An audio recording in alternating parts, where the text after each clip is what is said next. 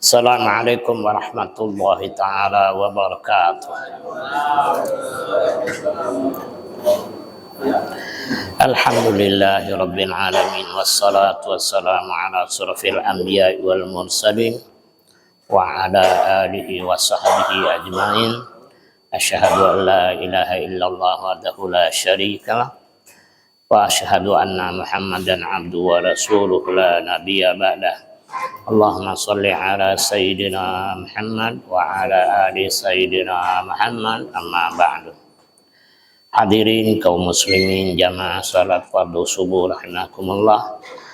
Alhamdulillah, kita panjatkan puja dan puji syukur kita kehadirat Allah subhanahu wa ta'ala. Allah masih meminjamkan kita nikmat umur. Alhamdulillah kita dalam keadaan sehat walafiat. Alhamdulillah kita bisa mensyukurinya dengan melaksanakan salat fardu subuh berjamaah di Masjid Fastabiqul Khairat. Mudah-mudahan salawat dan salam kita Allah Ta'ala sampaikan kepada Nabi Muhammad sallallahu alaihi wasallam beserta keluarganya, sahabatnya, umatnya yang taat patuh mengamalkan ajarannya, insya Allah akan mendapatkan syafaat Nabi Muhammad sallallahu alaihi wasallam. Mudah-mudahan ibadah kita pada subuh hari ini diridai Allah subhanahu wa ta'ala. Doa kita diijabah Allah subhanahu wa ta'ala. Mudah-mudahan dosa dan kesalahan kita diampunkan Allah subhanahu wa ta'ala. Mudah-mudahan Allah subhanahu wa ta'ala mengampunkan dosa dan kesalahan kedua orang tua kita, istri kita, anak-anak kita, saudara-saudara kita. Mudah-mudahan Allah Ta'ala jadikan kita sekeluarga, keluarga yang saleh dan salehah, keluarga yang istiqamah hidup di jalan yang diridainya. Mudah-mudahan kita mendapatkan keluarga yang sakinah, mawaddah, warahmah. Mudah-mudahan ilmu yang kita pelajari menjadi ilmu yang bermanfaat, membawa kemaslahatan hidup kita sekeluarga dunia dan akhirat. Mudah-mudahan akhir hayat kita mendapatkan ridwan Allah, husnul khatimah. Amin Allahumma. Hadirin kaum muslimin jamaah salat fardu subuh rahimakumullah. Ada pesan Nabi Muhammad sallallahu alaihi wasallam kepada Mu'ad bin Jabal. Pesan Nabi Muhammad sallallahu alaihi wasallam, ya Mu'ad, inni usika bitaqwallah. Wahai Mu'ad, sesungguhnya aku berwasiat yaitu kepadamu agar kamu bertakwa kepada Allah Subhanahu. Ini wasiat Nabi Muhammad SAW kepada sahabatnya yang bernama Mu'ad bin Jabal. Itu wasiat Nabi. Yang lain tidak. Ya Mu'ad, sesungguhnya aku berwasiat kepadamu agar kamu bertakwa kepada Allah Subhanahu wa ta'ala. Takwa hurufnya ada 3. Tawadu. Tawadu rendah, ya, rendah hati, murah hati, tunduk, patuh, taat, menjalankan perintah Allah Subhanahu wa ta'ala. Itu makna dari takwa adalah tawadu. Kita harus merendahkan diri kita kepada Allah Subhanahu wa ta'ala. Qaf adalah qanaah. qanaah, merasa cukup, puas apa yang diberikan Allah Subhanahu wa taala. Sehingga kita dituntut oleh Allah hendaknya selalu bersyukur kepada Allah Subhanahu wa taala. Alhamdulillah ala kulli hal. Hendaknya kalian bersyukur setiap keadaan. Alhamdulillah. Keadaan bagaimanapun kita tetap berkata alhamdulillah. Qana. Waw adalah wara. Hendaknya kita hati-hati menjalani kehidupan kita sehari-hari itu. Kita hati-hati. Wara, hati-hati jangan sampai berbuat maksiat kepada Allah. Jangan kita berbuat hal-hal yang diharamkan Allah Subhanahu wa taala. Jangan kita berbuat hal-hal yang dibenci oleh Nabi Muhammad sallallahu alaihi wasallam.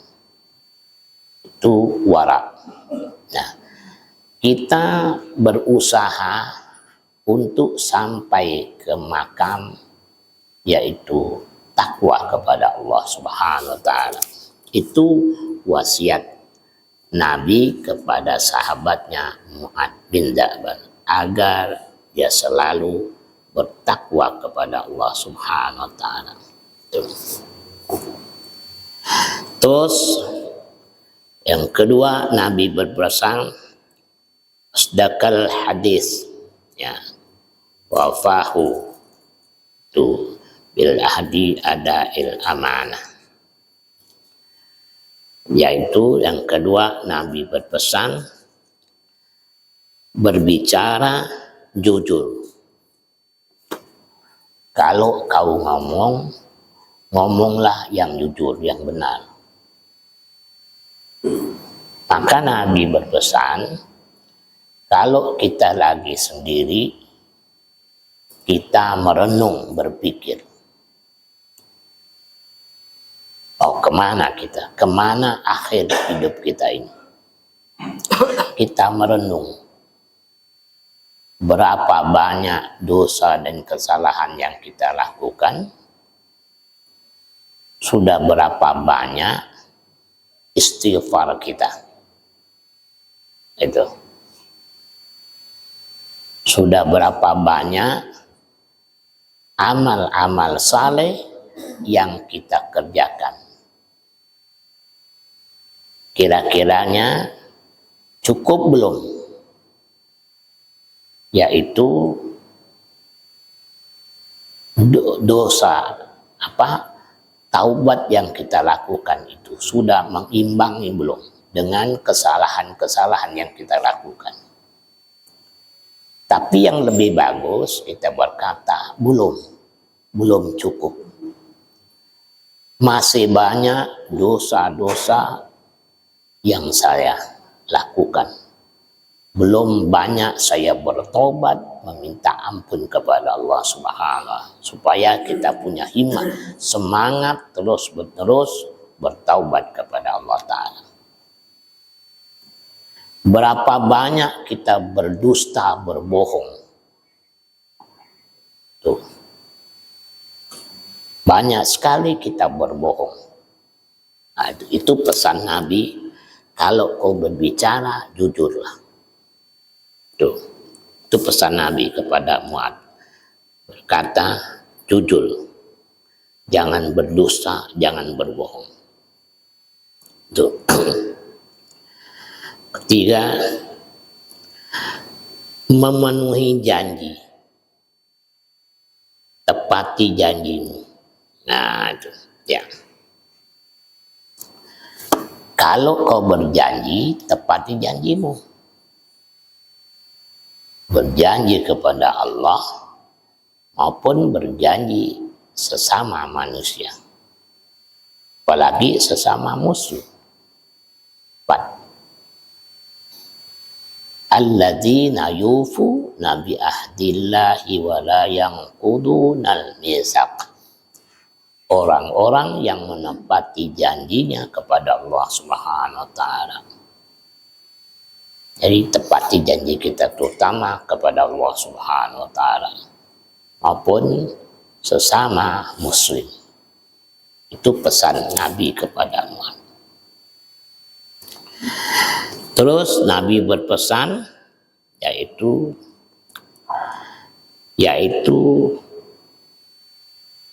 amanah, yaitu menyampaikan amanah. Menyampaikan amanah Allah kepada istri, kepada anak, kepada siapapun. Amanah Allah adalah agar kita taat, patuh, menjalankan perintah agama. Maka manakala kita tidak berdakwah kepada istri untuk mengingatkan istri, anak supaya beribadah kepada Allah, kita termasuk pengkhianat. Kita ingatkan istri kita agar terutama sholat 5 waktu, sholat sunnah, membaca Al-Quran, berbagai macam sholat sunnah itu kita sampaikan kepada istri, kepada anak. Termasuk hasil kemaslahatan orang-orang yang mengerjakan ibadah sunnah. Kita sampaikan supaya kita tidak khianat kepada Nabi, kepada Allah. Ketika ini tidak kita sampaikan, berarti kita khianat kepada Allah, khianat kepada Nabi. Kita sampaikan dengan sahabat kita bahwa Allah dan Nabi Muhammad SAW memerintahkan kepada orang muslim yang laki-laki untuk selalu istiqomah memakmurkan masjid. Kita sampaikan dengan lemah lembut, mereka paham bahwa ada kewajiban kita sebagai orang muslim untuk istiqomah memakmurkan masjid. Faqala ta'ala innama ya'muru masajidallah man amana billah. Sesungguhnya yang berhak, yang wajib memakmurkan masjid itu adalah orang-orang yang beriman kepada Allah Subhanahu wa taala. Orang yang tidak beriman tidak berkewajiban memakmurkan masjid. Orang yang beriman kepada Allah wajib hukumnya dia memakmurkan masjid, kecuali perempuan. Namun wanita pun kalau dia mau ke masjid jangan dilarang. Jadi ibu-ibu diberi Nabi kebebasan, mau sholat di rumah boleh, mau ke masjid boleh. Tuh. Tapi kira-kiranya kalau ke masjid membawa fitnah, jangan ke masjid. Bagaimana caranya? Pergi ke masjid berhias seperti mau ke mall. Ke masjid seperti mau pergi undangan. Itu turun dari rumah sudah menutup aurat, sudah berwudu, sudah memakai mukena, suara jangan ribut, suara perempuan itu aurat. Ini kadang-kala ibu-ibu maaf, kadang-kala suaranya besar, tidak boleh itu, aurat itu. Gampang tersenyum. Sebetulnya wanita-wanita yang salehah itu, apalagi kalau ibu-ibu itu masih muda, muka bagus, apa pening, dia harus ngomong dengan lelaki itu tidak boleh ada tersenyum. Sebetulnya begitu, harus tegas dia. Jangan ibu-ibu gampang memberi tersenyum. Ini yang muda-muda, kalau yang nenek-nenek tidak apa-apa lah. Yang muda-muda jangan. Nah, ini memahami agama. Kadangkala ada yang berkata tersenyum itu ibadah. Jangan, tidak begitu man. Bagaimana nanti orang tak mau ibadah, tak mau sholat, tak mau apa, udah tersenyum ya dengan perempuan yang bagus. Itu tidak begitu. Bagaimana kalau dia gampang membuang tersenyum dengan wanita-wanita yang bukan muhrimnya? Itu tidak begitu man. Itu sebetulnya seperti itu. Jadi sampaikan amanah itu, yaitu al-amanah. Amanah, sampaikan amanah Allah. Bahwa kita yang beriman kepada Quran wajib, maaf saya ngomong, kita ini berdosa, laki-laki ini kok bisa membaca Quran, lalu istri kita tidak bisa membaca Quran. Kita tidak mengajar istri, berdosa nih suami, berdosa di yaumil kiamat, berat ya. Karena dia khianat, dia tidak boleh. Makanya harus kita ajar istri kita di kamar. Tuh. Kalau dia mungkin bacaan bini kita tuh belum bagus, bacaannya, nah kita wajib mengajar. Kan itu amanah. Karena membaca Quran pakai tajwid itu hukumnya wajib. Izharnya, ikhfa'nya, idghamnya, iqlabnya, 6 harkat, 4 harkat, 2 harkat. Itu wajib diketahui oleh orang-orang yang bisa membaca Quran. Tuh. Kalau tidak tahu dosa, berapa banyak orang yang membaca Al-Quran dilaknat oleh Quran. Nah itu karena tidak pakai aturan hukum. Jadi itu amanah. Amanah Nabi kita disuruh membaca Al-Quran. Baca Al-Quran. Ya. Jadi kita ajar istri kita. Nah, ibu-ibu kalau melihat, mendengar suaminya salah membaca Quran, wajib ibu-ibu memberitahu, membetulkan bacaan suami. Ta'awun. Ta'awun itu sifat saling tolong menolong dalam hal kebaikan. Selamatkan istri kita. Tuh. Kasih tahu dia. Bilang, coba abang baca bang, Fatihah abang tuh. Dia pun baca iyyaka na'budu wa iyyaka. Ngapa bang baca begitu bang? Mana pula ada aturan baca apa? Iyyaka na'budu wa iyyaka nasta'in. Itu andai kata seperti itu. Ya.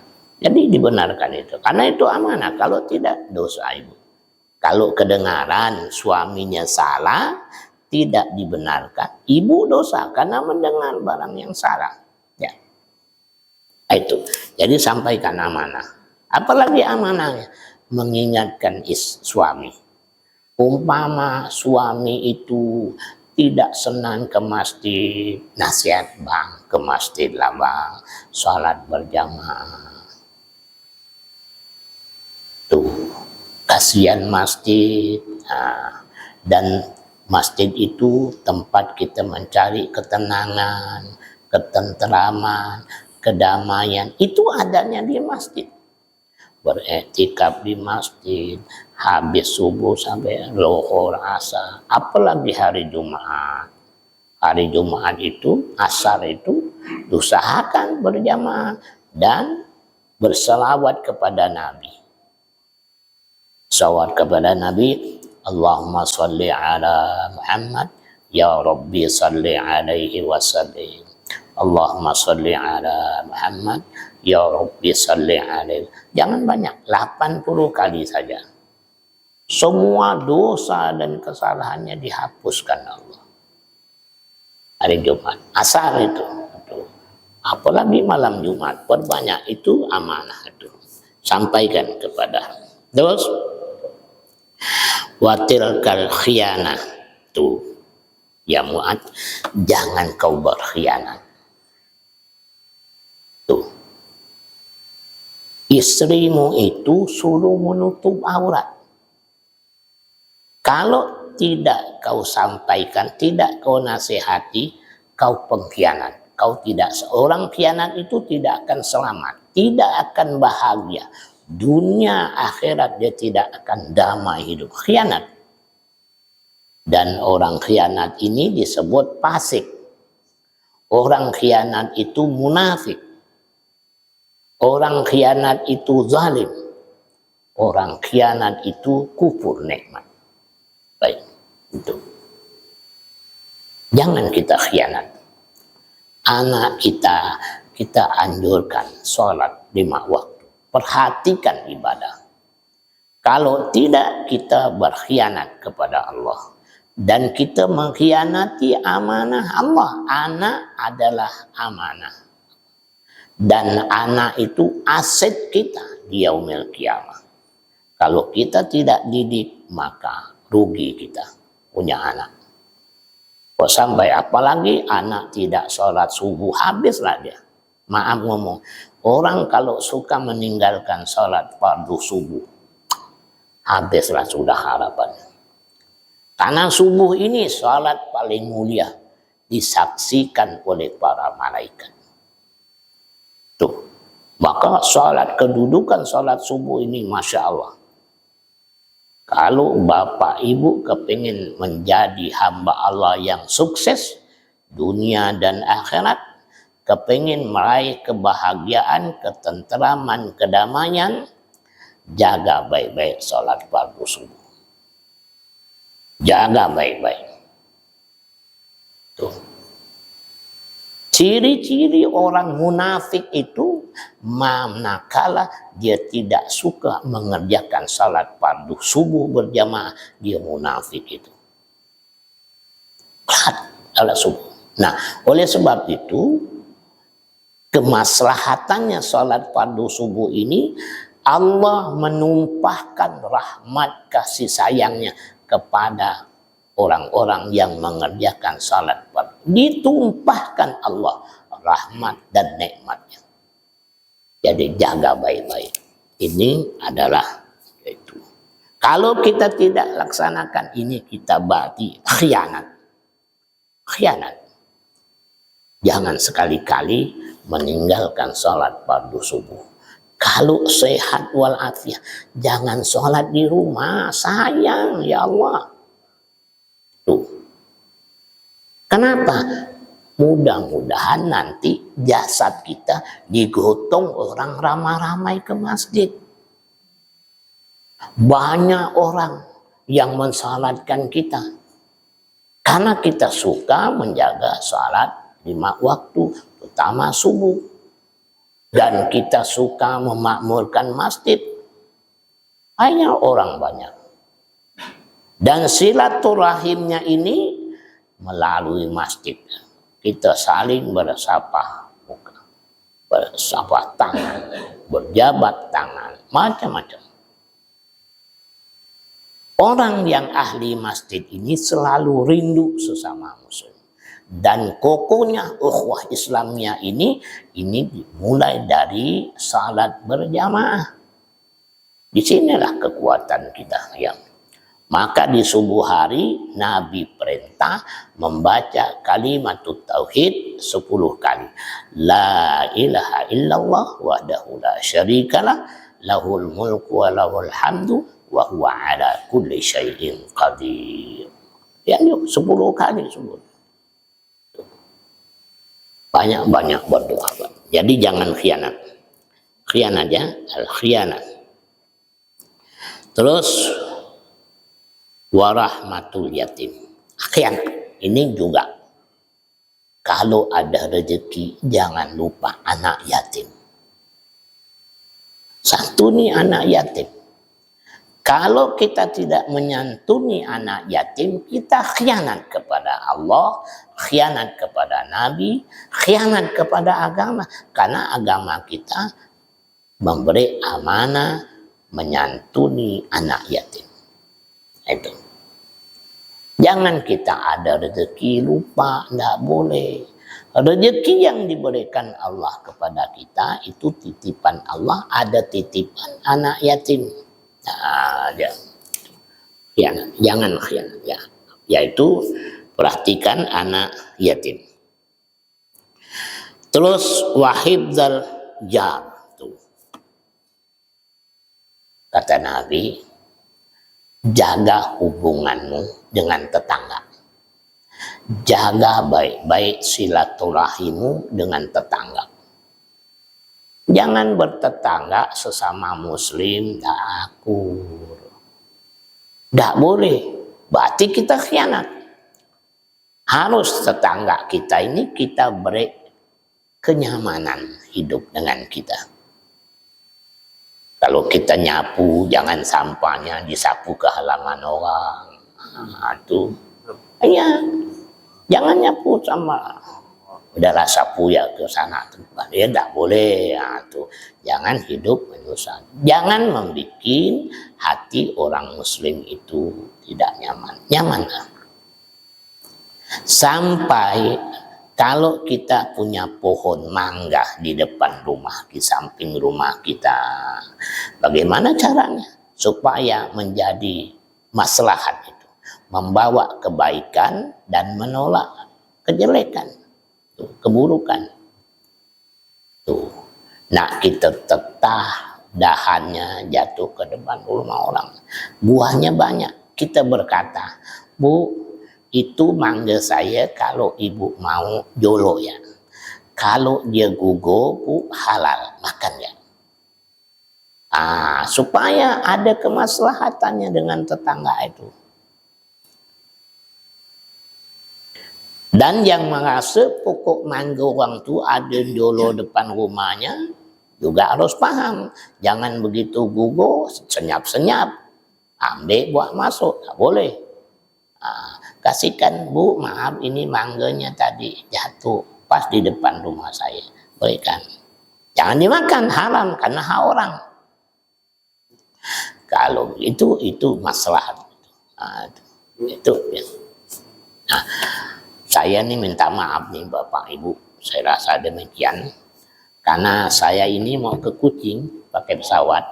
Biasanya saya pakai mobil.